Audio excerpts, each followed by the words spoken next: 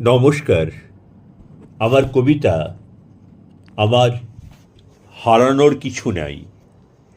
আমি ভয় পাই না, কারণ আমার হারানোর কিছু নাই। এই বাংলায় আমার ধর্ষিতা মেয়ের রেট বেঁধে দেয় সরকার। আমার ভাইয়ের চাকরি কেড়ে নিয়ে গেছে সাদা খাতা।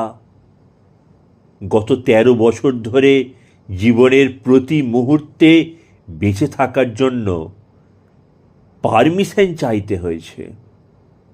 শ্বাসবায়ু অক্সিজেনের জন্য গলায় গামছা দিয়ে করজোড়ে দাঁড়াতে হয়েছে। একটু একটু করে গলার কাছে কালো হাত শক্ত হয়েছে। মাঝ থেকে বোঝানো হয়েছে যা তা জুতো মেরে গরুদান, কিন্তু আর না।